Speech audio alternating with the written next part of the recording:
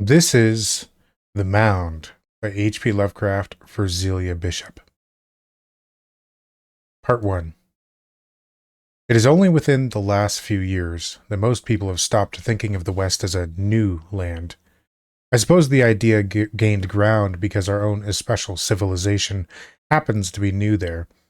But nowadays explorers are digging beneath the surface and bringing up whole chapters of life that rose and fell among these plains and mountains before recorded history began. We think nothing of a Pueblo village 2,500 years old, and it hardly jolts us when archaeologists put the subpedregal culture of Mexico back to 17,000 or 18,000 BC. We hear rumors of still older things too, of primitive man contemporaneous with extinct animals and known today only through a few fragmentary bones and artifacts, so that the idea of newness is fading out pretty rapidly. Europeans usually catch the sense of immemorial ancientness in deep deposits from successive life streams better than we do. Only a couple of years ago, a British author spoke of Arizona as a moon-dim region, very lovely in its way, and stark, and old, an ancient, lonely land. Yet I believe I have a deeper sense of the stupefying, almost horrible ancientness of the West than any European. It all comes from an incident that happened in 1928, an incident which I'd greatly like to dismiss as three-quarters hallucination, but which has left such a frightfully firm impression on my memory that I can't put it off very easily. It was in Oklahoma, where my work as an American Indian ethnologist constantly takes me, and where I had come upon some devilishly strange and disconcerting matters before. Make no mistake, Oklahoma is a lot more than a mere pioneers and promoters frontier. There are old tribes with old memories there.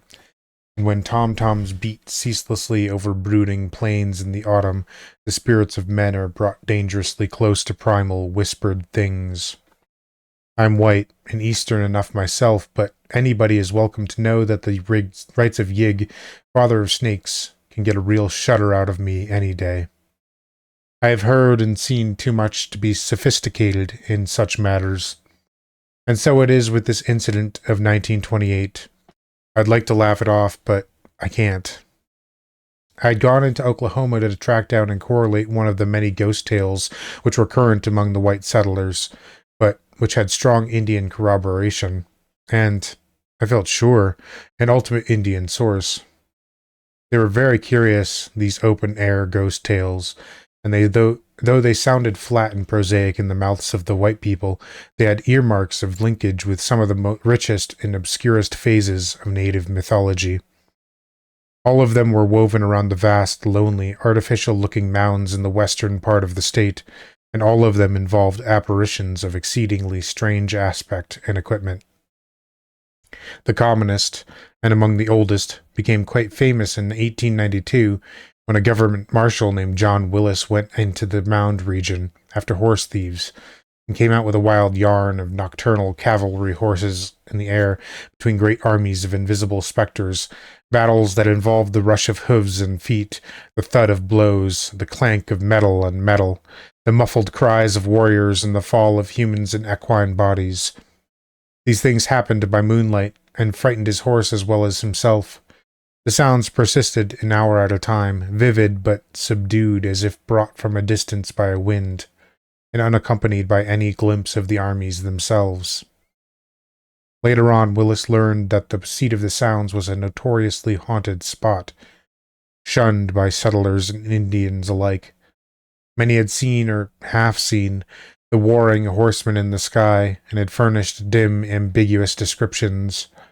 The settlers described the ghostly fighters as Indians, though of no familiar tribe, and having the most singular costumes and weapons. They even went so far as to say that they could not be sure the horses were really horses. The Indians, on the other hand, did not seem to claim the specters as kinsfolk. They referred to them as those people, the old people, or they who dwell below, and appeared to hold them in too great a frightened veneration to talk much about them. No ethnologist had been able to pin any telltale down to a specific description of the beings. Apparently nobody had ever had a very clear look at them. The Indians had one or two old proverbs about these phenomena, saying that men very old make very big spirit, not so old, not so big. Older than all time, than spirit, he so big he near flesh. Those old people and spirits they mix up, get all the same. Now all of this, of course, is old stuff to an ethnologist, of a piece with the persistent legends of rich hidden cities and buried races which abound among the Pueblo and Plains Indians, and which lured Coronado centuries ago in his vain search for the fabled Quivira. What took me into western Oklahoma was something far more definite and tangible, a local and distinctive tale which, though really old, was wholly new to the outside world of research, and which involved the first clear descriptions of the ghosts which it treated of. There was an added thrill in the fact that it came from the remote town of Binger in Caddo County, a place I had long known as the scene of a very terrible and partly inexplicable occurrence connected with the snake god myth. The tale, outwardly, was an extremely naive and simple one, and centered in a huge lone mound or small hill that rose above the plain about a third of a mile west of the village, a mound which some thought a product of nature, but which others believed to be a burial place or ceremonial dais constructed by prehistoric tribes. This mound, the villagers said, was constantly haunted by two Indian figures, which appeared in alternation. An old man, who paced back and forth along the top from dawn till dusk, regardless of the weather and with only brief intervals of disappearance, and a squaw who took his place at night with a blue-flamed torch that glimmered quite continuously till morning. When the moon was bright, the squaw's peculiar figure could be seen fairly plainly, and over half the villagers agreed that the apparition was headless. Local opinion was divided as to the motives and relative ghostliness of the two visions. Some held that the man was not a ghost at all, but a living Indian who had killed and beheaded a squaw for gold and buried her somewhere on the mound. According to these theorists, he was pacing the eminence through sheer remorse, bound by the spirit of his victim, which took visible shape after dark. But other theorists, more uniform in their spectral beliefs, held that both man and women were ghosts, the man having killed the squaw and himself as well as some very distant period. These and minor variant versions, which seemed to have been current ever since the settlement of the Wichita County in 1889, and were, I was told, sustained to an astonishing degree by still existing phenomena which anyone might observe for himself. Not many ghost tales offer such free and open proof, and I was very eager to see what bizarre wonders might be lurking in this small, obscure village so far from the beaten path of crowds, from the ruthless searchlight of scientific knowledge. So, in the late summer of 1928, I took a train for Binger and brooded on strange mysteries as the cars rattled timidly along their single track through a lonelier and lonelier landscape. Binger is a modest cluster of frame houses and stores in the midst of a flat, windy region full of clouds of red dust. There are about 500 inhabitants besides the Indians on a neighboring reservation, the principal occupation seeming to be agriculture. The soil is decently fertile, and the oil boom has not reached this part of the state. My train drew in at twilight, and I felt rather lost and uneasy, cut off from wholesome and everyday things, as it puffed away to the southward without me. The station platform was filled with curious loafers, all of whom seemed eager to direct me when I asked for the man to whom I had letters of introduction. I was ushered along a commonplace main street whose rutted surface was red with the sandstone soil of the country, and finally delivered at the door of my prospective host. Those who had arranged things for me had done well, for Mr. Compton was a man of high intelligence and local responsibility, while his mother, who lived with him and was familiarly known as Grandma Compton, was one of the first pioneer generation and a veritable mine of anecdote and folklore. That evening, the Comptons summed up for me all the legends current among the villagers, proving the phenomenon I had come to study was indeed a baffling and important one. The ghosts, it seems, were accepted by almost as a matter of course by everyone in Binger. 2 generations had been born and grown up within sight of that queer, lone tumulus and its restless figures. The neighborhood of the mound was naturally feared and shunned, so that the village and the farms had not yet spread toward it in all 4 decades of settlement. Yet, venturesome individuals had several times visited it.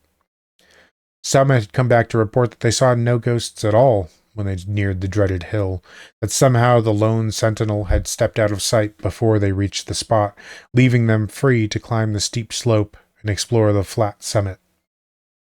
There was nothing up there, they said, merely a rough expanse of underbrush. Where the Indian watcher could have vanished to, they had no idea. He must, they reflected, have descended the slope and somehow managed to escape unseen along the plain, although there was no convenient cover within sight. At any rate, there did not appear to be any opening in the mound, a conclusion which was reached after considerable exploration of the shrubbery and tall grass on all sides. In a few cases, some of the more sensitive searchers declared that they felt a sort of invisible restraining presence, but they could not describe nothing more definite than that. It was simply as if the air thickened against them in the direction they wished to move. It is needless to mention that all these daring surveys were conducted by day. Nothing in the universe could have induced any human being, white or red, to approach that sinister elevation after dark, and indeed, no Indian would have thought of going near it, even in the brightest sunlight. But it was not from the tales of those sane, observant seekers that the chief terror of the ghost mound sprang. Indeed, had their experience been typical, the phenomenon would have bulked far less prominently in the local legendary. The most evil thing was the fact that many other seekers had come back strangely impaired in mind and body, or had not come back at all. The first of these cases had occurred in 1891, when a young man named Heaton had gone with a shovel to see what hidden secrets he could unearth. He had heard curious tales from the Indians and had laughed at the barren report of another youth who had been out to the mound and had found nothing.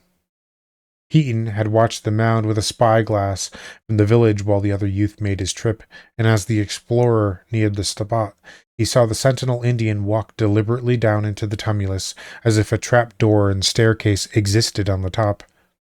The other youth had not noticed how the Indian disappeared, but had merely found him gone upon arriving at the mound. When Heaton made his own trip, he resolved to get to the bottom of the mystery, and watchers from the village saw him hacking diligently at the shrubbery atop the mound. Then they saw his figure melt slowly into invisibility, not to reappear for long hours till after the dusk drew on, and the torch of the headless squaw glimmered ghoulishly on the distant elevation. About 2 hours after nightfall, he staggered into the village minus his spade and other belongings and burst into a shrieking monologue of disconnected ravings. He howled of shocking abysses and monsters, of terrible carvings and statues, of inhuman captors and grotesque tortures, and of other fantastic abnormalities too complex and chimerical even to remember. Old! Old! Old! He would moan over and over again. Great God, they're older than the earth and came here from somewhere else. They know what you think and they made you know what they think. They're half man, half ghost. Cross the line. Melt and take shape again. Getting more and more so, yet we're all descended from them in the beginning. Children of Tulu, everything made of gold. Monstrous animals, half human. Dead slaves. Madness. Yeah, Shub Niggurath, that white man. Oh, my God, what they did to him! Heaton was the village idiot for about 8 years, after which he died in an epileptic fit. Since his ordeal, there had been 2 more cases of mound madness and 8 of total disappearance. Immediately after Heaton's mad return, 3 desperate and determined men had gone out to the lone hill together, heavily armed and with spades and pickaxes. Watching villagers saw the Indian ghost melt away as the explorers draw near, and afterward saw the men climb the mound and began scouting around through the underbrush. All at once, they faded into nothingness and were never seen again. One watcher, with an especially powerful telescope, thought he saw other forms dimly materialize beside the hapless men and drag them down into the mound. But this account remained uncorroborated. It is needless to say that no searching party went out after the lost ones, and that for many years the mound was wholly unvisited. Only when the incidents of 1891 were largely forgotten did anyone dare to think of any further explorations. Then, about 1910, a fellow too young to recall the old horrors made a trip to the shunned spot and found nothing at all.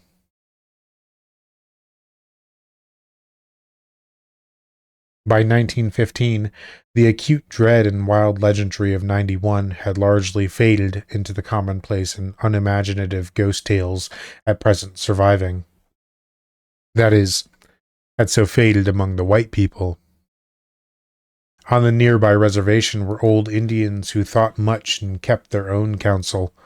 About this time, a second wave of active curiosity and adventuring developed, and several bold searchers made the trip to the mound and returned. Then came a trip of 2 Eastern visitors with spades and other apparatus, a pair of amateur archaeologists connected with a small college who had been making studies among the Indians. No one watched this trip from the village, but they never came back. The searching party that went out after them, among whom was my host Clyde Compton, found nothing whatsoever amiss at the mound. The next trip was the solitary venture of old Captain Lawton, a grizzled pioneer who had helped to open up the region in 1889, but who had never been there since. He had recalled the mound and its fascination all through the years, and now, being in comfortable retirement, resolved to have a try at solving the ancient riddle. Long familiarity with Indian myth had given him ideas rather stranger than those of the simple villagers, and he had made preparations for some extensive delving. He ascended the mound on the morning of Thursday, May 11, 1916, watched through spyglasses by more than 20 people in the village and on the adjacent plain. His disappearance was very sudden, and it occurred as he was hacking at the shrubbery with a brush cutter. No one could say more than that. He was there one moment and absent the next. For over a week, no tidings of him reached Binger, and then, in the middle of the night, there dragged itself into the village the object about which dispute still rages. It's said it was, or had been, Captain Lawton, but it was definitely younger by as much as 40 years than the old man who had climbed the mound. Its hair was jet black, and its face, now distorted with nameless fright, free from wrinkles. But it did remind Grandma Compton most uncannily of the captain, as he had looked back in '89. Its feet were cut off neatly at the ankles. The stumps were smoothly healed to an extent almost incredible if the being really were the man who had walked upright a week before. It babbled of incomprehensible things and kept repeating the name George Lawton, George E. Lawton, as if trying to reassure itself of its own identity. The things it babbled of, Grandma Compton thought, were curiously like the hallucinations of poor young Heaton in '91, though there were minor differences. The blue light, muttered the object, always down there, before there were any living things, older than the dinosaurs. Always the same, only weaker, never death. Brooding and brooding and brooding. The same people, half man, half gas, the dead that walk and work. Oh, those beasts, those half-human unicorns. Houses and cities of gold, old, older than time, came down from the stars. Great Tulu, Azathoth, Nyarlathotep, waiting. The object died before dawn. Of course, there was an investigation, and the Indians at the reservation were grilled unmercifully, but they knew nothing, and had nothing to say. At least, none of them had anything to say except old Grey Eagle, a Wichita chieftain whose more than a century of age put him above common fears. He alone deigned to grunt some advice. "You let 'em alone, white man. No good, those people. All under here, all under there, them old ones. Yig, big father of snakes, he there. Yig is Yig. Tirawa, big father of men, he there. Tirawa is Tirawa. No die, no get old, just same like air, just live and wait. One time they come out here, live and fight, build 'em dirt teepee. bring up gold. They got plenty. Go off and make new lodges. Me, them, you, them. Then big waters come. All change. Nobody come out. No, let nobody in. Get in, no get out. You let 'em alone. You have no bad medicine. Red man no, he no get catch. White man meddle, he no come back. Keep way little hills, no good. Grey Eagles say this. If Joe Norton and Rance Wheelock had taken the old chief's advice, they would probably be here today, but they didn't. They were great readers and materialists and feared nothing in heaven or earth. They thought that some Indian fiends had a secret headquarters inside the mound. They had been to the mound before, and now they went again to avenge old Captain Lawton, boasting that they'd do it if they had to tear down the mound altogether. Clyde Compton watched them with a pair of prism binoculars and saw them round the base of the sinister hill. Evidently, they meant to survey their territory very gradually and minutely. Minutes passed, and they did not reappear, nor were they ever seen again. Once more, the mound was a thing of panic fright, and only the excitement of the Great War served to restore it to the farther background of Binger folklore.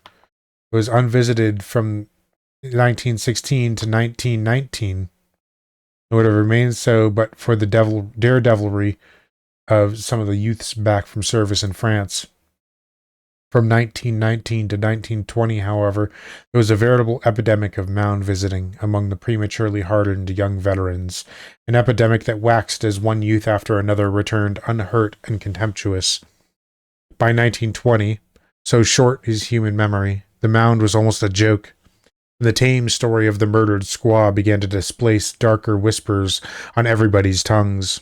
Then, two reckless young brothers, the especially unimaginative and hard-boiled Clay boys, decided to go and dig up the buried squaw and the gold for which the old Indian had murdered her.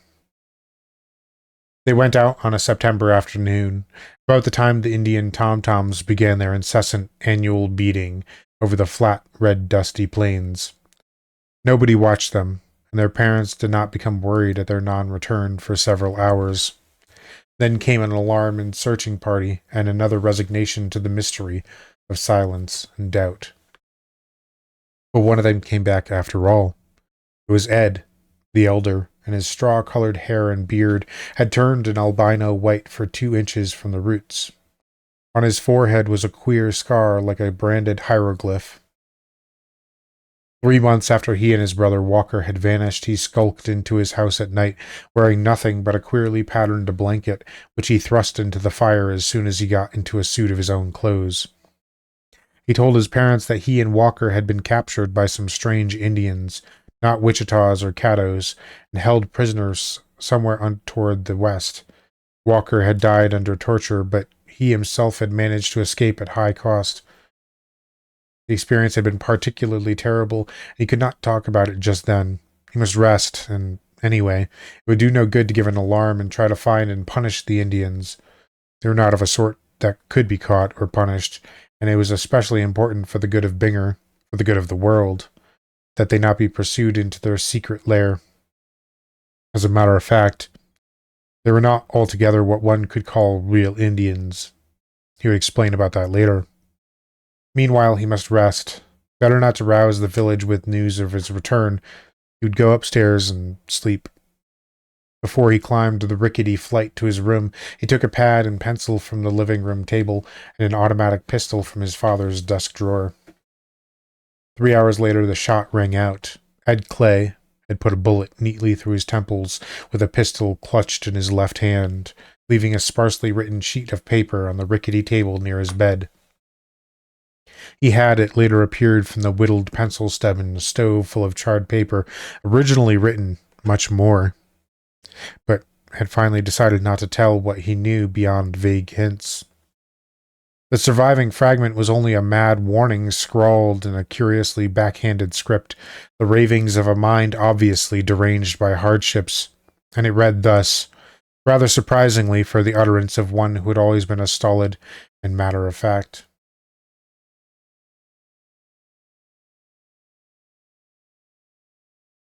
For God's sake, never go near that mound. It's part of some kind of a world so devilish and old it cannot be spoke about. Me and Walker went and was took into the thing, just melted at times and made up again, and the whole world outside is helpless alongside of what they can do. They would live forever young as they like, and you can't tell if they're really men or just ghosts. And what they do can't be spoke about, and this is only one entrance. You can't tell how big the whole thing is. After what we've seen, I don't want to live anymore. France was nothing besides this, and see that people always keep away. Oh God, they would if they see poor Walker like he was in the end. Yours truly, Ed Clay. At the autopsy, it was found that all of young Clay's organs were transposed from right to left within his body, as if he had been turned inside out. Whether they had always been so, no one could say at the time, but it was later learned from Army records that Ed had been perfectly normal when mustered out of the service in May 1919. Whether there was a mistake somewhere, or whether some unprecedented metamorphosis had indeed occurred, is still an unsettled question, as is also the origin of the hieroglyph-like scar on the forehead.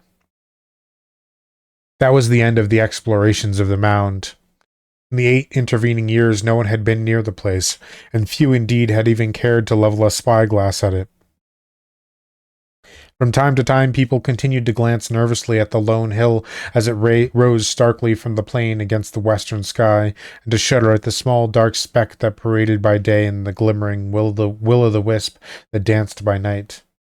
The thing was accepted at face value as a mystery not to be probed, and by common consent the village shunned the subject. It was, after all, quite easy to avoid the hill, for the space was unlimited in every direction, and community life always follows beaten trails. The mound side of the village was simply kept trailless, as if it had been water or swampland or desert, and it is a curious commentary on the stolidity and imaginative sterility of the human animal that the whispers with which children and strangers were warned away from the mound quickly sank once more into the flat tale of a murderous Indian ghost and his squaw victim. Only the tribesmen on the reservation and thoughtful old-timers like Grandma Compton remembered the overtones of unholy vistas and deep cosmic menace which clustered around the ravings of those who had come back changed and shattered. It was very late, and Grandma Compton had long since gone upstairs to bed when Clyde finished telling me this. I hardly knew what to think of the frightful puzzle, yet rebelled at any notion to conflict with sane materialism. What influence had brought madness, or the impulse of flight and wandering, to so many who had visited the mound? Though vastly impressed, I was spurred on rather than deterred. Surely, I must get to the bottom of this matter. As well I might if I kept a cool head and an unbroken determination. Compton saw my mood and shook his head worriedly. Then he motioned me to follow him outdoors. We stepped from the frame house to the quiet side street or lane, and walked a few paces in the light of a waning August moon to where the houses were thinner. The half-moon was still low, and had not blotted many stars from the sky, so that I could not see not only the western gleams of Altair and Vega, but the mystic shimmering of the Milky Way. As I looked out over the vast expanse of earth and sky in the direction of that Compton pointed, that all at once I saw a spark. It was not a star. A bluish spark that moved and glimmered against the Milky Way near the horizon, and that seemed in a vague way more evil and malevolent than anything in the vault above. In another moment it was clear that this spark came from the top of a long-distant rise in the outspread and faintly lit plain, and I turned to Compton with a question. "Yes," he answered, "it is the blue ghost light, and that is the mound. There's not a night in history that we haven't seen it, and not a living soul in Bingor that would walk out over that plain toward it. It's a bad business, young man, and if you're wise, you'll let it rest where it is. Better call off your search, son, and tackle some of the other Indian legends around here. We've plenty to keep you busy, heaven knows."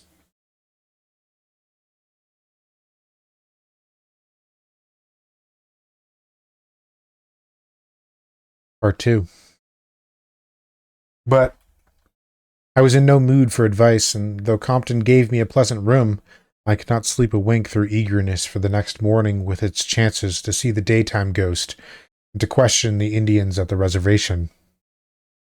I meant to go about the whole thing slowly and thoroughly, equipping myself with all available data, both white and red, before I commenced any actual archaeological investigations. I rose and dressed at dawn, and when I heard others stirring, I went downstairs. Compton was building the kitchen fire while his mother was busy in the pantry. When he saw me, he nodded and after a moment invited me out into the glamorous young sunlight. I knew where we were going, and as we walked along the lane, I strained my eyes westward over the plains. There was the mound, far away and very curious in its aspect of artificial regularity. It must have been from 30 to 40 feet high, and all of 100 yards from north to south as I looked at it. It was not as wide as that from east to west, Compton said, but had the contour of a rather thinnish ellipses. He, I knew, had been safely out to it and back several times. As I looked at the rim silhouetted against the dark, deep blue of the west, I tried to follow its minor irregularities and became impressed with the sense of something moving upon it. My pulse mounted a bit feverishly, and I seized quickly on the high-powered binoculars which Compton had quietly offered me. Focusing them hastily, I saw at first only a tangle of underbrush on the distant mound's rim, and then something stalked into the field. It was, unmistakably, a human shape, and I knew at once that I was seeing the daytime Indian ghost. I did not wonder at the description, for surely the tall, lean, darkly robed being with the filleted black hair and seamed coppery, expressionless, aquiline face looked more like an Indian than anything else in my previous experience. And yet, my trained ethnologist's eyes told me that at once this was no redskin of any sort hitherto known to history, but a creature of vast racial variation and of a wholly different culture stream. Modern Indians are brachycephalic, round-headed, and you can't find any dolichocephalic or long-headed skulls except in ancient Pueblo deposits dating back 2,500 years or more, yet this man's long-headedness was so pronounced that I recognized it at once, even at his vast distance and in the uncertain field of the binoculars. I saw, too, that the pattern of his robe represented a decorative tradition utterly remote from anything we recognize in southwestern native art. There were shining metal trappings, likewise, and a short sword or kindred weapon at his side, all wrought in a fashion wholly alien to anything I had ever heard of. As he paced back and forth along the top of the mound, I followed him for several minutes with the glass, noting the kinesthetic quality of his stride and the poised way he carried his head. And there was borne upon me the strong, persistent conviction that this man, whoever or whatever he might be, was certainly not a savage. He was the product of a civilization, I felt instinctively, though of what civilization I could not guess. At length he disappeared beyond the farther edge of the mound, as if descending the opposite and unseen slope, and I lowered the glass with a curious mixture of puzzled feelings. Compton was looking quizzically at me, and I nodded non-committally. "What do you make of that?" he ventured. "This is what we've seen here in Binger every day of our lives." That noon he found me at the Indian reservation talking with old Grey Eagle, who, through some miracle, was still alive, though he must have been close to 150 years old. He was a strange, impressive figure, this stern, fearless leader of his kind who had talked with outlaws and traitors in fringed buckskin and French officials in knee breeches and three-cornered hats. And I was glad to see that, because of my air of deference toward him, he appeared to like me. His liking, however, took an unfortunately obstructive form as soon as he learned what I wanted. For all he would do is to warn me against the search I was about to make. "You good boy, you no bother that hill. Bad medicine. Plenty devil under there. Catch him when you dig. No dig, no hurt. Go and dig, no come back. Just the same with me boy, just same with me father and he father boy. All time, buck he walkin' day. Squaw with no head, she walkin' night. All time since white man with tin coats they come from Sunset and below Big River, long way back, 3-4 times more back than Grey Eagle, 2 times more back than Frenchman. All same after then, more back than that. Nobody go near little hills nor deep valleys with stone caves. Still more back those old ones no hide, come out and make villages, bring plenty gold, me them, you them, Then big waters come, all change. Nobody come out, let nobody in. Get in, no get out. They no die, no get old like Grey Eagle with valleys in face and snow on head. Just same like air. Some man, some spirit. Bad medicine. Sometimes a night spirit come out on half man, half horse with horn, and fight where men once fight. Keep way them place. No good. You good boy, go way and let them old ones alone.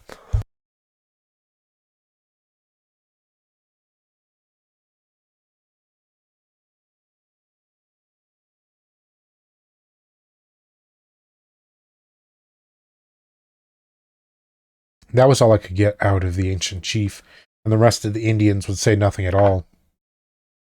But if I was troubled, Great Eagle was clearly more so,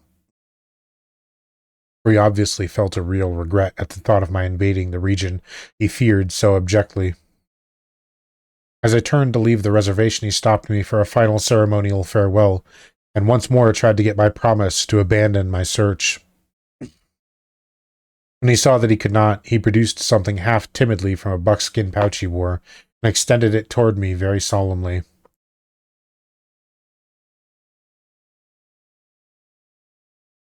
It was a worn, but finely minted metal disc about 2 inches in diameter, oddly figured and perforated and suspended from a leathern cord. You no promise, then Grey Eagle no can tell what you get you. But if anything help him, this good medicine come from my father, he get from he father, he get from he father, all way back, close to Tirawa, all men's father. My father say you keep way from those old ones, keep way from little hills and valleys with stone caves. But if old ones they come out to get you, then you show 'em this medicine. They know. They make him way long back. They look, then they do no such bad medicine maybe, but no can tell. You keep way just same. Them no good. No tell what they do. As he spoke, Grey Eagle was hanging the thing around my neck, and I saw it was a very curious object indeed. The more I looked at it, the more I marveled, for not only was its heavy, darkish, lustrous, and richly mottled substance an absolutely strange metal to me, but what was left of its design seemed to be of a marvelously artistic and utterly unknown workmanship. One side, so far as I could see, had borne an exquisitely modeled serpent design, whilst the other side had depicted a kind of octopus or other tentacled monster. There were some half-effaced hieroglyphs, too, of a kind which no archaeologist could identify or even place conjecturally.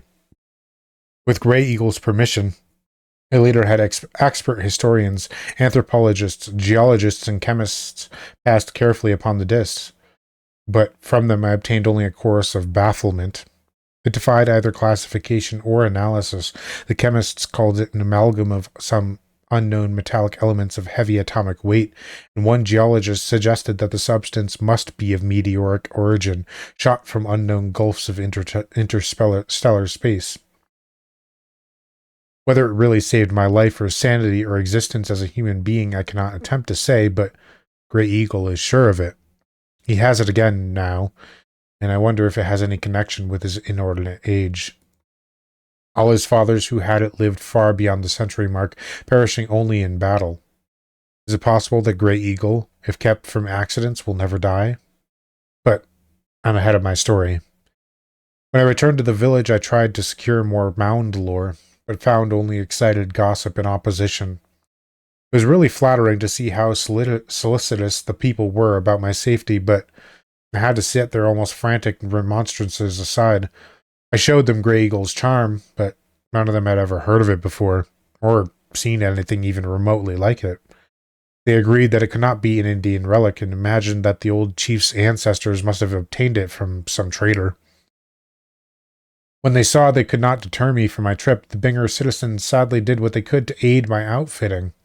Having known before my arrival the sort of work to be done, I had most of my supplies already with me. Machete and trench knife for shrub clearing and excavating, electric torches for any underground phase which might develop, rope, field glasses, tape measure, microscope, and incidentals for emergencies. As much, in fact, as might comfortably be stowed in a convenient handbag. To this equipment I added only the heavy revolver which the sheriff forced upon me, and the pick and shovel which I thought might expedite my work. I decided to carry these latter things slung over my shoulder with a stout cord, for I soon saw that I could not hope for any helpers or fellow explorers. The village would watch me, no doubt, with all its available telescopes and field glasses, but would not send any citizen so much as a yard over the flat plain toward the lone hillock. My start was timed for early the next morning, and all the rest of that day I was treated with the odd and uneasy respect which people give to a man about to set out for certain doom. When morning came, a cloudy, though not a threatening morning, the whole village turned out to see me start across the dust-blown plain.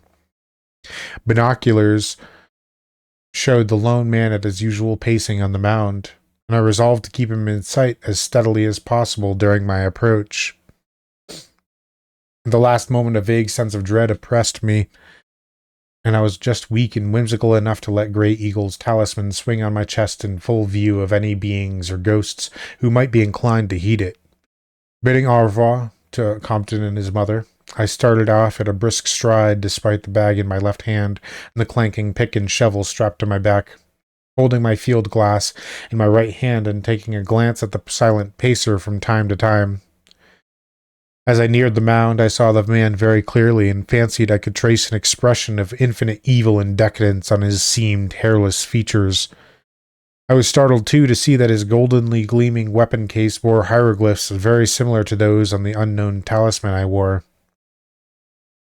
All the creature's costume and trappings bespoke exquisite workmanship and cultivation. Then, all too abruptly, I saw him start down the farther side of the mound and out of sight. When I reached the place, about 10 minutes after I set out, there was no one there. There's no need of relating how I spent the early part of my search in surveying and circumnavigating the mound, taking measurements and stepping back to view the thing from different angles. It had impressed me tremendously as it approached it, and there seemed to be a kind of latent menace in its two regular outlines. It was the only elevation of any sort on the wide, level plain, and I could not doubt for a moment that it was an artificial tumulus. The steep sides seemed wholly unbroken, and without marks of human tenancy or passage. There were no signs of a path toward the top, and, burdened as I was, I managed to scramble up only with considerable difficulty. When I reached the summit, I found a roughly level, elliptical plateau about 300 by 50 feet in dimensions, uniformly covered with rank grass and dense underbrush, and utterly incompatible with the constant presence of a pacing sentinel. This condition gave me a real shock, for it showed beyond question that the old Indian, vivid though he seemed, could not be other than a collective hallucination. I looked about with considerable perplexity and alarm, glancing wistfully back at the village and the mass of black dots which I knew was the watching crowd. Training my glass upon them, I saw that they were studying me avidly with their glasses, so to reassure them I waved my cap in the air with a show of jauntiness, which I was far from feeling. Then, settling to my work, I flung down pick, shovel, and bag, taking my machete from the ladder and commencing to clear away underbrush. It was a weary task, and now and then I felt a curious shiver as some perverse gust of wind rose to hamper my motion with a skill approaching deliberateness. At times it seemed as if a half-tangible force were pushing me back as I worked, almost as if the air thickened in front of me, or as if formless hands tugged at my wrists. My energy seemed used up without producing adequate results, yet for all that I made some progress.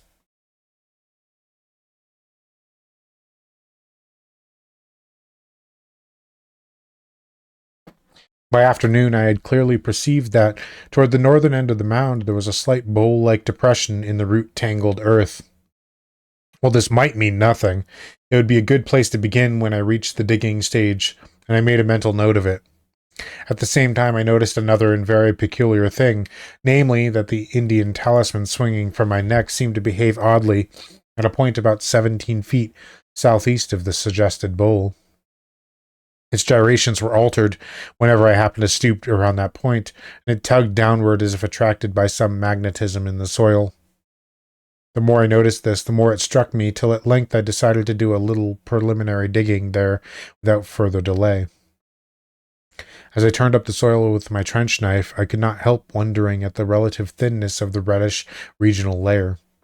The country as a whole was all red sandstone earth, but here I found a strange black loam less than a foot down. It was such soil as one finds in the strange deep valleys farther west and south, and must surely have been brought from a considerable distance in the prehistoric age when the mound was reared. Kneeling and digging, I felt the leathern cord around my neck tugged harder and harder as something in the soil seemed to draw the heavy metal talisman more and more. And then I felt my implement strike a hard surface and wondered if a rock layer rested beneath. Prying about with the trench knife, I found that such was not the case. Instead, to my intense surprise and feverish interest, I brought up a mold-clogged, heavy object of cylindrical shape, about a foot long and 4 inches in diameter, to which my hanging talisman clove with glue-like tenacity. As I cleared off the black loam, my wonder and tension increased at the bas-reliefs revealed by that process. The whole cylinder, ends and all, was covered with figures and hieroglyphs, and I saw with growing excitement that these things were in the same unknown tradition as those on Grey Eagle's charm, and on the yellow metal trappings of the ghost I had seen through my binoculars. Sitting down, I further cleaned the magnetic cylinder against the rough corduroy of my knickerbockers, and observed that it was made of the same heavy, lustrous, unknown metal as the charm, hence, no doubt, the singular attraction. The carvings and chasings were very strange and very horrible, nameless monsters and designs fraught with insidious evil, and all were of the highest finish and craftsmanship. I could not at first make her head or tail of the thing, and handled it aimlessly till I spied a cleavage near one end. Then I sought eagerly for some mode of opening, discovering at last the end simply unscrewed. The cap yielded with difficulty, but at last it came off, liberating a curious aromatic odor. The sole contents was a bulky roll of yellowish paper-like substance, inscribed in greenish characters, and for a second had the supreme thrill of fancying that I held a written key to unknown elder worlds and abysses beyond time. Almost immediately, however, the unrolling of one end showed that the manuscript was in Spanish, albeit the formal, pompous Spanish of a long-departed day.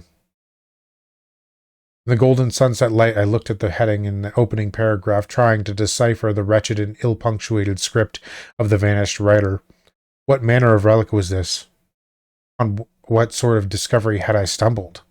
The first words set me in a new fury of excitement and curiosity, for instead of diverting me from my original quest, they startlingly confirmed me in that very effort. The yellow scroll with the green script began with a bold, identifying caption and a ceremoniously desperate appeal for belief in incredible revelations to follow.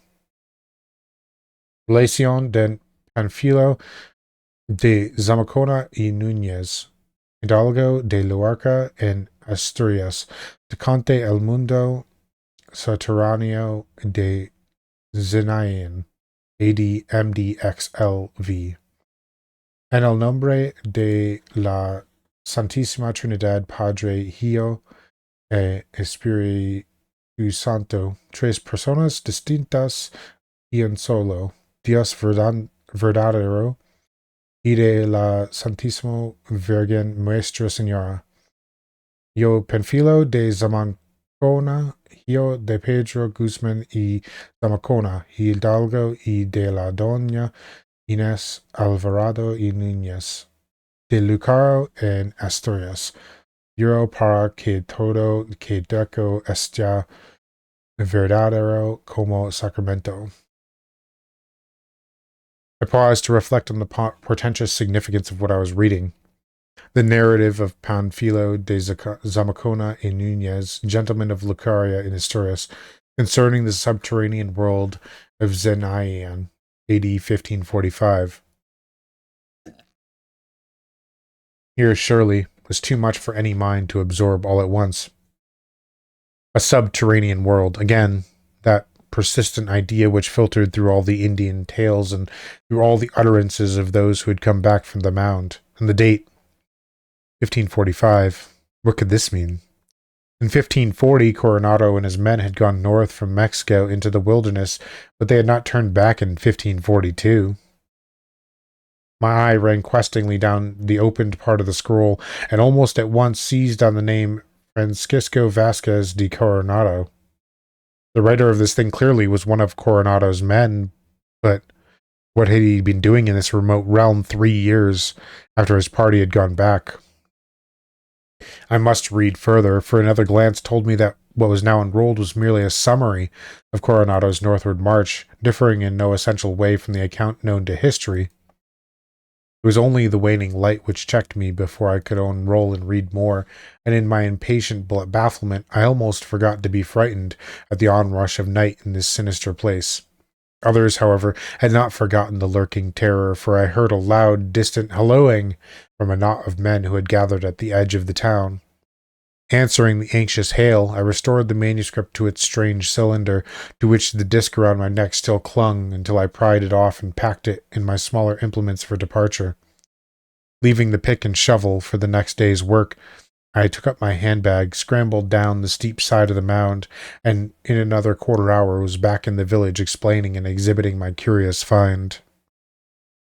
As darkness drew on, I glanced back at the mound I had so lately left, and saw with a shudder that the faint bluish torch of the nocturnal squaw ghost had begun to glimmer.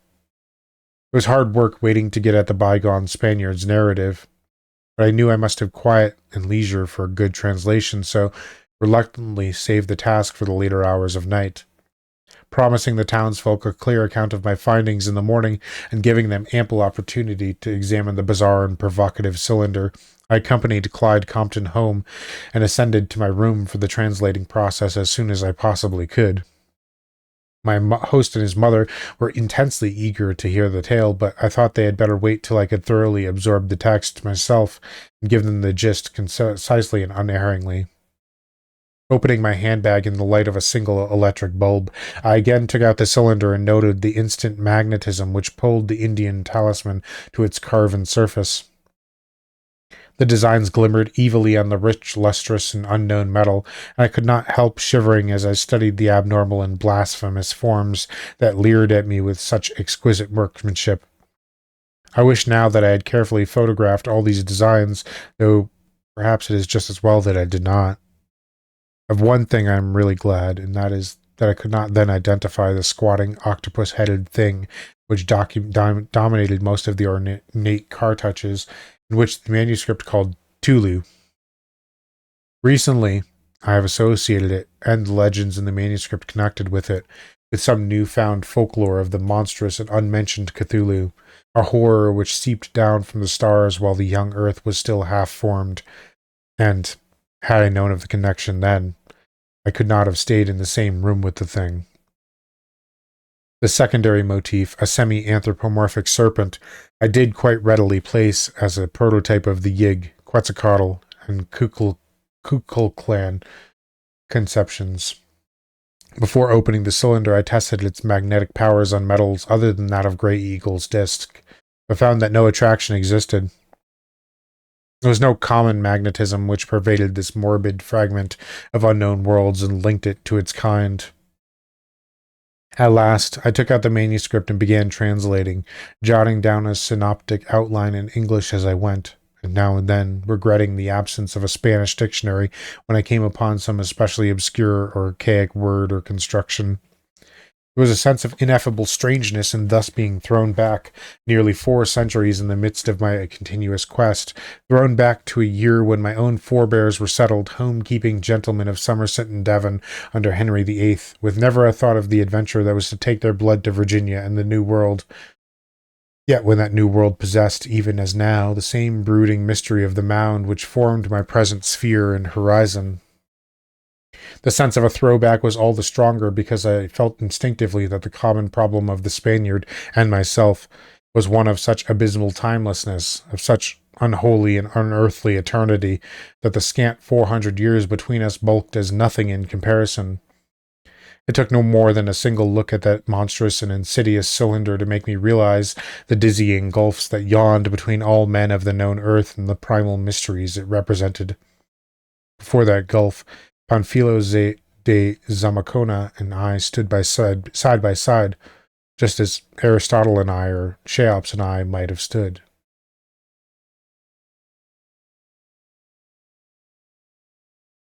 Part 3. Of his youth in Luarca, A small placid port on the Bay of Biscay. Zamacona told little. He had been wild and a younger son, and had come to New Spain in 1532 when only 20 years old.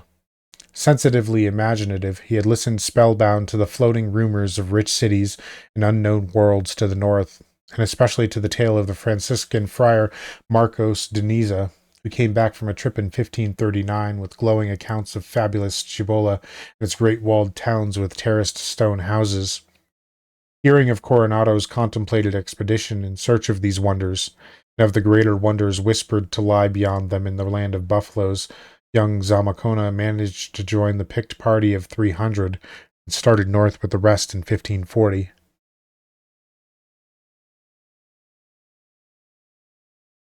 History knows the story of that expedition, how Cibola was found to be merely the squalid Pueblo village of Zuni, and how Deniza was sent back to Mexico in disgrace for his florid exaggerations, how Coronado first saw the Grand Canyon, and how at Chicuye, the Pecos, he heard from the Indian called El Turco of the rich and mysterious land of Cuyavera, the north, far to the northeast, where gold, silver, and buffaloes abounded, and where there flowed a river 2 leagues wide.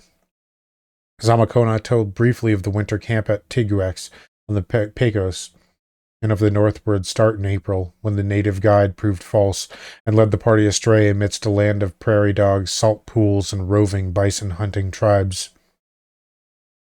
When Coronado dismissed his larger force and made his final 42-day march with a very small and select detachment, Zamacona managed to be included in the advancing party. He spoke of the fertile country and of the great ravines with trees visible only from the edge of their steep banks, and of how all the men lived solely on buffalo meat. And then came mention of the expedition's farthest limit, of the presumable but disappointing land of Cuyavera, with its villages of grass houses, its brooks and rivers, its good black soil, its plums, nuts, grapes, and mulberries, and its maize growing and copper using Indians. The execution of El Turco, the false native guide, was casually touched upon, and there was a mention of the cross, which Coronado raised on the bank of a great river in the autumn of 1541, a cross bearing the inscription, "Thus far came the great general Francisco Vasquez de Coronado." This supposed Cuivera lay at the 40th parallel of north latitude, and I see that quite lately the New York archaeologist Dr. Hodge has identified it with the course of the Arkansas River through Barton and Rice counties, Kansas. It is the old home of the Wichitas before the Sioux drove them south into what is now Oklahoma, and some of the grass house village sites have been found and excavated for artifacts. Coronado did considerable exploring hereabouts, led hither and thither by the persistent rumors of rich cities and hidden worlds which floated fearfully around on the Indians' tongues. These northerly natives seemed more afraid and reluctant to talk about the rumored cities and worlds than the Mexican Indians had been, yet at the same time seemed as if they could reveal a great deal more than the Mexicans, had they been willing or dared to do so. Their vagueness exasperated the Spanish leader, and after many disappointing searches he began to be very severe toward those who brought him stories. Zamacona, more patient than Coronado, found those tales especially interesting, and learned enough of the local speech to hold long conversations with a young buck named Charging Buffalo, whose curiosity had led him into much stranger places than any of his fellow tribesmen had dared to penetrate. It was Charging Buffalo who told Zamacona of the queer stone doorways, gates, or cave mouths at the bottom of some of these deep, steep, wooded ravines which the party had noticed on the northward march. These openings, he said, were mostly concealed by shrubbery, and a few had entered them for untold eons. Those who went to where they led never returned, or in a few cases returned mad or curiously maimed. But all this was legend, for nobody was known to have gone more than a limited distance inside any of them within the memory of the grandfathers of the oldest living men. Charging Buffalo himself had probably been farther than anyone else, and he had seen enough to curb both his curiosity and his greed for the rumored gold below. Beyond the aperture he had entered there was a long passage running crazily up and down and round about, and covered with frightful carvings of monsters and horrors that no man had ever seen. At last, After untold miles of windings and descents, there was a glow of terrible blue light. The passage opened upon a shocking netherworld. About this the Indian would say no more, for he had seen something that had sent him back in haste. But the golden cities must be somewhere down there, he added. And perhaps a white man, with the magic of the thunderstick, might succeed in getting to them. He would not tell the big chief Coronado what he knew, for Coronado would not listen to Indian talk any more. Yes, he could show Zamacona the way, if the white man would leave the party and accept his guidance, but he would not go inside the opening with the white man. It was bad in there. The place was about a 5 days' march to the south, near the region of great mounds. These mounds had something to do with the evil world down there. They were probably ancient, closed-up passages to it, for once the old ones below had colonies on the surface and had traded with men everywhere, even in the lands that had sunk under the big waters. It was when those lands had sunk that the old ones had closed themselves up below and refused to deal with surface people. The refugees from the sinking places had told them that the gods of outer earth were against men, that no men could survive on the outer earth unless there were demons in league with the old evil gods. That is why they shut out all surface folk and did fearful things to any who ventured down where they dwelt. There had been sentries once at the various openings, but after ages they were no longer needed. Not many people cared to talk about the hidden old ones, and the legends about them would probably have died out but for certain ghostly reminders of their presence now and then. It seemed that the infinite ancientness of these creatures had brought them strangely near to the borderland of spirit, so that their ghostly emanations were more commonly frequent and vivid. Accordingly, the region of the Great Mounds was often convulsed with spectral nocturnal battles, reflecting those which had been fought in the days before the openings were closed. The old ones themselves were half ghost, and indeed it was said that they no longer grew old or reproduced their kind, but flickered eternally in a state between flesh and spirit. The change was not complete, though, for they had to breathe. It was because the underground world needed air that the openings in the deep valleys were not blocked up as the mountain openings on the plains had been. These openings, Charging Buffalo added, were probably based on natural fissures in the earth. It was whispered that the old ones had come down from the stars to the world when it was very young. They had gone inside to build their cities of solid gold because the surface was not then fit to live on. They were the ancestors of all men, yet none could guess from what star or what place beyond the stars they came. Their hidden cities were still full of gold and silver, but men had better let them alone unless protected by very strong magic. They had frightful beasts with a faint strain of human blood on which they rode, and which they employed for other purposes. The things, so people hinted, were carnivorous and, like their masters, preferred human flesh, so that although the old ones themselves did not breed, they had a sort of half-human slave class which had also served to nourish the human and animal population. This had been very oddly recruited and was supplemented by a second slave class of reanimated corpses. The old ones knew how to make a corpse into an automaton, which would last almost indefinitely and perform any sort of work when directed by streams of thought. Charging Buffalo said that the people had come by to talk by means of thought only, speech having been found crude and needless, except for religious devotions and emotional expression, as eons of discovery and study rolled by. They worshipped Yig, the great father of serpents, and Tulu, the octopus-headed entity that had brought them down from the stars, appeasing both of these hideous monstrosities by means of human sacrifices offered up in very curious manner, which Charging Buffalo did not care to describe. Zamacona was held spellbound by the Indian's tale, and at once resolved to accept his guidance to the cryptic doorway in the ravine. He did not believe the accounts of strange ways attributed by legend to the hidden people, for the experiences of the party had been such as to disillusion one regarding native myths of unknown lands. But he did feel that some sufficiently marvelous field of riches and adventure must indeed lie beyond the weirdly carved passages in the earth. At first he thought of persuading Charging Buffalo to tell his story to Coronado, offering to shield him against any effects of the leader's testy skepticism. Later he decided that a lone adventure would be better. If he had no aid, he would not have to share anything he found, but might perhaps become a great discoverer and owner of fabulous riches. Success would make him a greater figure than Coronado himself, perhaps a greater figure than anyone else in New Spain, including even the mighty Viceroy Don Antonio de Mendoza. On October 7, 1541, at an hour close to midnight, Zamacona stole out of the Spanish camp near the Grass House village and met charging buffalo for the long southward journey. He traveled as lightly as possible and did not wear his heavy helmet and breastplate. Of the details of the trip, the manuscript told very little, but Zamacona records his arrival at the Great Ravine on October 13. The descent of the thickly wooded slope took no great time, and though the Indian had trouble in locating the shrubbery-hidden stone door again, amidst the twilight of that deep gorge, the place was finally found. It was a very small aperture as doorways go, formed of monolithic sandstone jambs and lintel, and bearing signs of nearly effaced and now undecipherable carvings. Its height was perhaps 7 feet, and its width not more than 4. There were drilled places in the jambs which argued the bygone presence of a hinged door or gate, but all other traces of such a thing had long since vanished.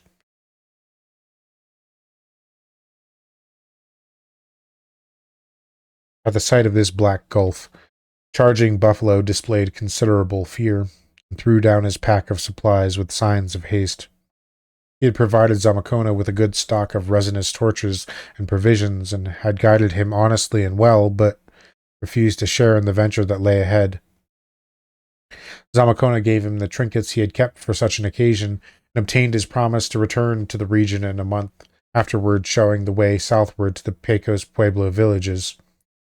A prominent rock on the plain above them was chosen as a meeting place, the one arriving first to pitch camp until the others should arrive. In the manuscript, Zamacona expressed a wistful wonder as to the Indian's length of waiting at the rendezvous, for he himself could never keep that tryst. At the last moment, Charging Buffalo tried to dissuade him from his plunge into the darkness, but soon saw it was futile, and gestured a stoical farewell. Before lighting his first torch and entering the opening with his ponderous pack, the Spaniard watched the lean form of the Indian scrambling hastily and rather relievedly upward among the trees. It was the cutting of his last link with the world, though he did not know that he was never to see a human being, in the accepted sense of that term, again. Zamacona felt no immediate premonition of evil upon entering that ominous doorway, though from the first he was surrounded by a bizarre and unwholesome atmosphere. The passage, slightly taller and wider than the aperture, was for many yards a level tunnel of cyclopean masonry, with heavily worn flagstones underfoot, and grotesquely carved granite and sandstone blocks in sides and ceiling. The carvings must have been loathsome and terrible indeed, to judge from Zamacona's description, according to which most of them revolved around the monstrous beings Yig and Tulu. They were unlike anything the adventurer had ever seen before, though he added that the native architecture of Mexico came closest to them of all things in the outer world.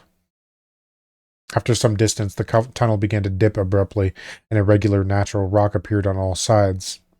The passage seemed only partly artificial, and decorations were limited to occasional car touches with shocking bas-reliefs.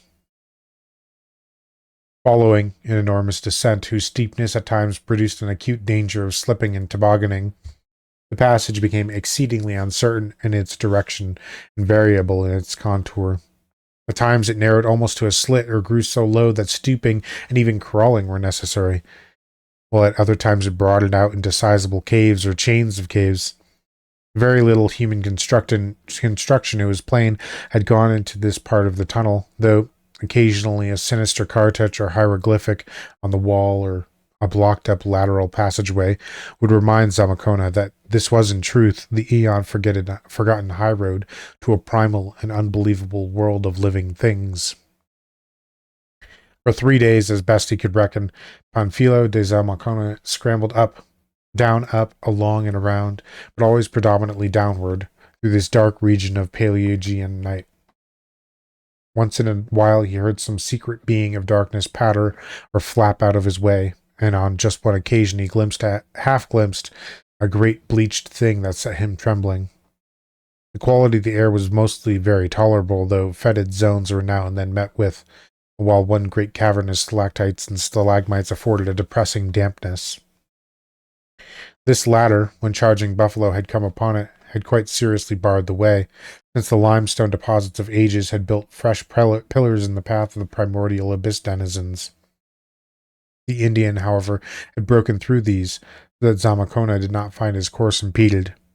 It was an unconscious comfort to him to reflect that someone else in the outside world had been there before, and the Indian's careful descriptions had removed the element of surprise and unexpectedness. More, charging Buffalo's knowledge of the tunnel had led him to provide so good a torch supply for the journey in and out that there would be no danger of becoming stranded in darkness. Zamakona camped twice, building a fire whose smoke seemed well taken care of by the natural ventilation. At what he considered the end of the third day, though his cocksure guesswork chronology is not any time to be given the easy faith that he gave it, Zamakona encountered the prodigious descent and subsequent prodigious climb, which Charging Buffalo had described as the tunnel's last phase. As at certain earlier points, marks of artificial improvement were here discernible, and several times the steep gradient was eased by a flight of rough-hewn steps.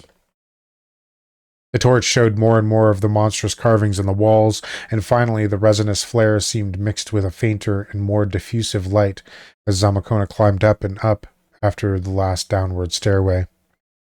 At length, the ascent ceased, and a level passage of artificial masonry with dark basaltic blocks led straight ahead. There was no need for a torch now, for all the air was glowing with a bluish, quasi-electric radiance that flickered like an aurora. It was the strange light of the inner world that the Indian had described, and in another moment Zamakona emerged from the tunnel upon a bleak, rocky hillside, which climbed above him to a seething, impenetrable sky of bluish coruscations, and descended dizzily below him to an apparently illimitable plain shrouded in bluish mist. He had come to the unknown world at last. And from his manuscript it is clear that he viewed the formless landscape as proudly and exultantly as ever his fellow countryman Balboa viewed the newfound Pacific from that unforgettable peak in Darien.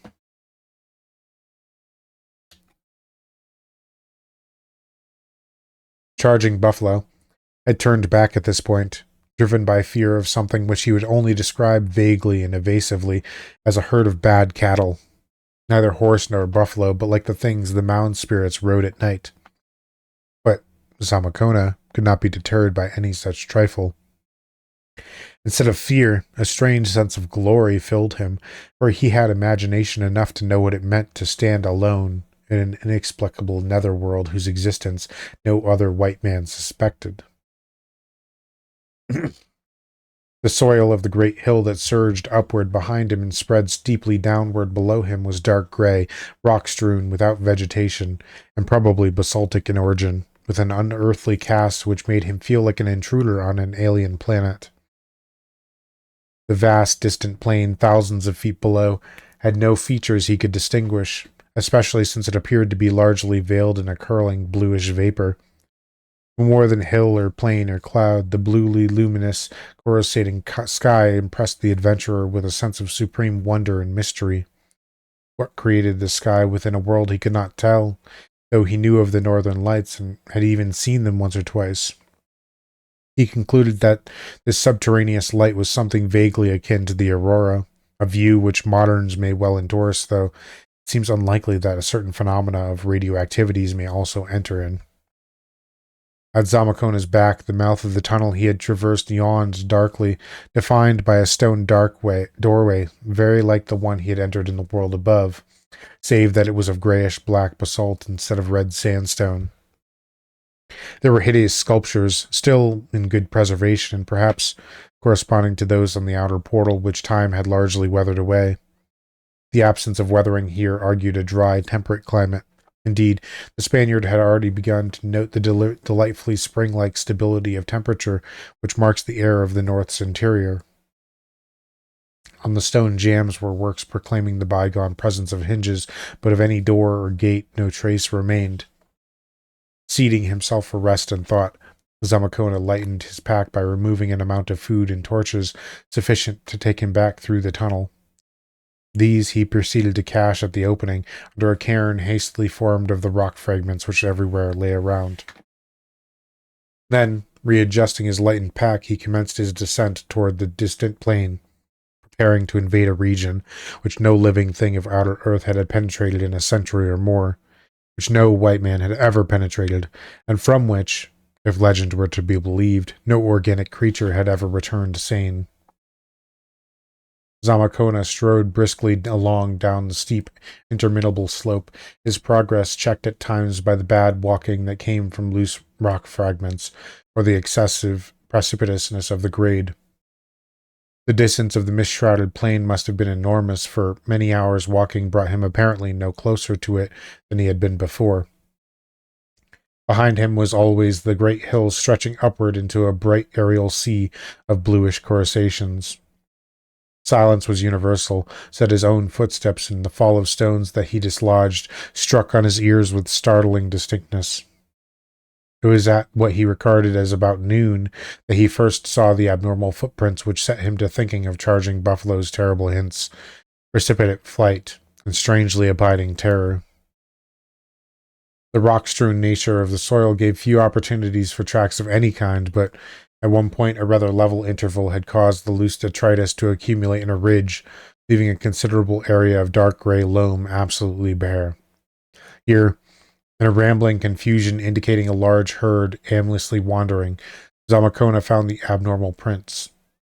It is to be regretted that he could not describe them more exactly, but the manuscript displayed a far more vague fear than accurate observation. Just what it is that so frightened the Spaniard can only be inferred from his later hints regarding the beasts. He referred to the prints as not hooves, not hands, nor feet, nor precisely paws, nor so large as to cause alarm on that account. Just why or how the things had been there, that was not easy to guess.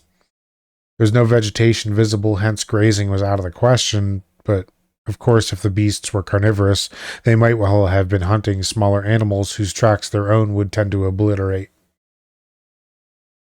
Glancing backward from this plateau to the heights above, Zamakona thought he detected traces of a great winding road, which had once led from the tunnel downward to the plain.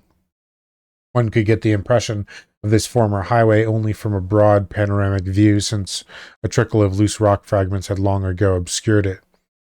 But the adventurer felt none the less certain that it had existed. It had not probably been an elaborately paved trunk route, for the small tunnel seemed scarcely like a main avenue to the outer world. In choosing a straight path of descent, Zamakona had not followed its curving course, though he must have crossed it once or twice. With his attention now called to it, he looked ahead to see if he could trace it downward toward the plain, and this he finally thought he could do. He resolved to investigate its surface when next he crossed it, and perhaps to pursue its line for the rest of the way if he could distinguish it. Having resumed his journey, Zamakona came some time later upon what he thought was a bend of the ancient road. There were signs of grading and of some primal attempt at rock surfacing, but not enough was left to make the route worth following. While rummaging about in the soil with his sword, the Spaniard turned up something that glittered in the eternal blue daylight, was thrilled at beholding a kind of coin or medal of a dark, unknown, lustrous metal, with hideous designs on each side. It was utterly and bafflingly alien to him, and from his description I have no doubt but that it was a duplicate of the talisman given me by a great eagle almost 4 centuries afterward. Pocketing it, after a long and curious examination, he strode onward, finally pitching camp at an hour which he guessed to be the evening of the outer world. The next day, Zamakona rose early and resumed his descent through this blue-lit world of mist and desolation and preternatural silence. As he advanced, he at last became able to distinguish a few objects on the distant plain below, trees, bushes, rocks, and a small river that came into view from the right and curved forward at a point to the left of his contemplated course. This river seemed to be spanned by a bridge connected with the descending roadway. With care, the explorer could trace the route of the road beyond it in a straight line over the plain. Finally, he even thought he could detect towns scattered along the rectangular ribbon, Towns whose left-hand edges reached the river and sometimes crossed it. Where such crossings occurred, he saw as he descended, there were always signs of bridges either ruined or surviving. He was now in the midst of a sparse grassy vegetation and saw that below him the growth became thicker and thicker. The road was easier to define now since its surface discouraged the grass which the looser soil supported. Rock fragments were less frequent, and the barren upward vista behind him looked bleak and forbidding in contrast to his present milieu. It was on this day that he saw the blurred mass moving over the distant plain. Since his first sight of the sinister footprints, he had met with no more of these, but something about that slowly and deliberately moving mass peculiarly sickened him. Nothing but a herd of grazing animals could move just like that. After seeing the footprints, he did not wish to meet the things which had made them. Still, the moving mass was not near the road, and his curiosity and greed for fabled gold were great. Besides, who could really judge things from vague, jumbled footprints or from the panic-twisted hints of an ignorant Indian? In straining his eyes to view the moving mass, Zamakona became aware of several other interesting things. One was that certain parts of the now unmistakable towns glittered oddly in the misty blue light. Another was that, besides the towns, several similarly glittering structures of a more isolated sort were scattered here and there along the road and over the plain. They seemed to be embowered in clumps of vegetation, and those off the road had small avenues leading to the highway. No smoke or other signs of life could be discerned about any of the towns or buildings. Finally, Zamakona saw that the plain was not infinite in extent, though the half-concealing blue mists had hitherto made it seem so. It was bounded in the remote distance by a range of low hills toward a gap in which the river and roadway seemed to lead. All this, especially the glittering of certain pinnacles in the towns, had become very vivid when Zamakona pitched his second camp amidst the endless blue day. He likewise noticed the flocks of high-soaring birds, whose nature he could not clearly make out. The next afternoon, to use the language of the outer world as the manuscript did at all times, Zamakona reached the silent plain and crossed the soundless, slow-running river on a curiously carved and fairly well-preserved bridge of black basalt. The water was clear and contained large fishes of a wholly strange aspect. The roadway was now paved and somewhat overgrown with weeds and creeping vines, and its course was occasionally outlined by small pillars bearing obscure symbols. On every side the grassy level extended, with here and there a clump of trees or shrubbery, and with unidentifiable bluish flowers growing irregularly over the whole area. Now and then some spasmodic motion of the grass indicated the presence of serpents. In the course of several hours the traveler reached a grove of old and alien-looking evergreen trees, which he knew, from distant viewing, protected one of the glittering roofed isolated structures. Amidst the encroaching vegetation he saw the hideously sculptured pylons of a stone gateway leading off the road, and was presently forcing his way through briars above a moss-crusted tessellated walk lined with huge trees and low monolithic pillars. At last, in this hushed green twilight, he saw the crumbling and ineffably ancient facade of the building. A temple, he had no doubt. It was a mass of nauseous bas-reliefs depicting scenes and beings, objects and ceremonies which could certainly have had no place on this or any sane planet. In hinting of these things, Zamakona displays for the first time that shocked and pious hesitancy which impairs the informative value of the rest of his manuscript. We cannot help regretting that the Catholic ardor of Renaissance Spain had so thoroughly permeated his thought and feeling. The door of the place stood wide open, and absolute darkness filled the windowless interior.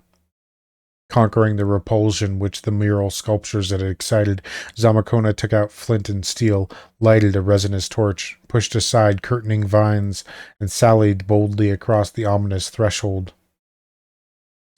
For a moment, he was quite stupefied by what he saw. It was not the all-covering dust and cobwebs of immemorial eons, the fluttering winged things, the shrieking, loathsome sculptures on the walls, the bizarre form of the many basins and braziers, the sinister pyramidal altar with the hollow top, or the monstrous octopus-headed abnormality in some strange dark metal, leering and squatting broodingly on its hieroglyphed pedestal, which robbed him of even the power to give a startled cry. There was nothing so unearthly as this, but merely the fact that, with the exception of the dust, the cobwebs, the winged things, and the gigantic emerald-eyed idol, every particle of substance in sight was composed of pure and evidently solid gold. Even the manuscript, written in retrospect after Zamakona knew that gold is the most common structural metal of a netherworld containing limitless lodes and veins of it, reflects the frenzied excitement which the traveler felt upon suddenly finding the real source of all the Indian legends of golden cities. For a time, the power of detailed observation left him, but in the end his faculties were recalled by a peculiar tugging sensation in the pocket of his doublet. Tracing the feeling, he realized that the disk of strange metal he had found in the abandoned road was being attracted strongly by the vast octopus-headed emerald-eyed idol on the pedestal, which he now saw to be composed of the same unknown exotic metal. He was later to learn that this strange magnetic substance, as alien to the inner world as to the outer world of men, is the one precious metal of the blue-lighted abyss. None knows where it is, what it is, or where it occurs in nature, and the amount of it on this planet came down from the stars with the people when great Tulu, the octopus-headed god, brought them for the first time to this earth. Certainly, its only known source was a stock of pre-existing artifacts, including multitudes of cyclopean idols. It could never be placed or analyzed, and even its magnetism was exerted only on its own kind. It was the supreme ceremonial metal of the hidden people, its use being regulated by custom in such a way that its magnetic properties might cause no inconvenience. A very weakly magnetic alloy of it with such base metals as iron, gold, silver, copper, or zinc had formed the sole monetary standard of the hidden people at one point of their history. Zamakona's reflections on the strange idol and its magnetism were disturbed by a tremendous wave of fear as, for the first time in this silent world, he heard a rumble of very definite and obviously approaching sound. There was no mistaking its nature. It was a thunderously charging herd of large animals, and, remembering the Indians' panic, the footprints and the moving mass distantly seen, the Spaniard shuddered in terrified anticipation. He did not analyze his position or the significance of this onrush of great lumbering beings, but merely responded to an elemental urge towards self-protection. Charging herds do not stop to find victims in obscure places, and on the outer earth Zamakona would have felt little or no alarm in such a massive grove-girt edifice. Some instinct, however, now bred a deep and peculiar terror in his soul, and he looked about frantically for any means of safety.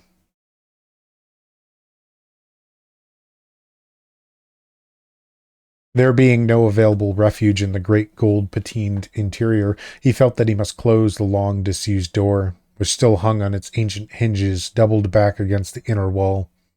Soil, vines, and moss had entered the opening from outside, so he had to dig a path for the great gold portal with his sword, but he managed to perform this work very swiftly under the frightful stimulus of the approaching noise. The hoofbeats had grown still louder and more menacing by the time he began tugging at the heavy door itself, and for a while his fears reached a frantic height as hope of starting the age-clogged metal grew faint. Then, with a creak, the thing responded to his youthful strength, and a frenzied siege of pulling and pushing ensued. Amidst the roar of unseen stampeding feet, success came at last, and the ponderous golden door clanged shut, leaving Zamakona in darkness, but for the single lighted torch he had wedged between the pillars of a base and tripod. There was a latch, and the frightened man blessed his patron saint that it was still effective. Sound alone told the fugitive the sequel. When the roar grew very near, it resolved itself into separate footfalls, as if the evergreen grove had made it necessary for the herd to slacken speed and disperse. But feet continued to approach, and it became evident that the beasts were advancing among the trees and circling the hideously carven temple walls.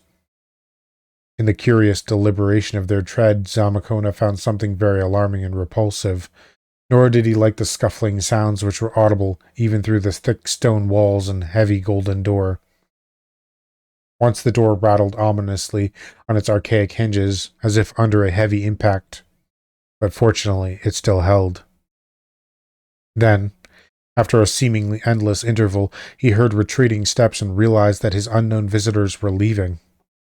Since the herds did not seem to be very numerous, it would have perhaps been safe to venture out within a half hour or less, but Zamakona took no chances. Opening his pack, he prepared his camp on the golden tiles of the temple's floor, with the great door still securely latched against all comers, drifting eventually into a sounder sleep than he could have known in the blue-lit spaces outside. He did not even mind the hellish octopus-headed bulk of Great Tulu, fashioned of unknown metal and leering with fishy sea-green eyes, which squatted in the blackness above him on its monstrously hieroglyphed pedestal. Surrounded by darkness for the first time since leaving the tunnel, Zamakona slept profoundly and long.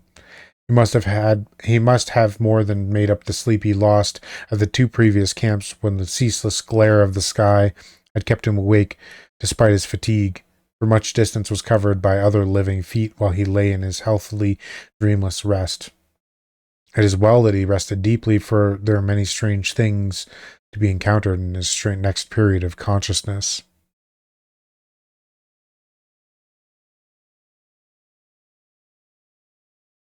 And that's going to be the end of part 1. Thank you all for listening, and the next video will be the part 2 of the Mound. Thank you again, guys, for hanging out, and I'll see you in the next one.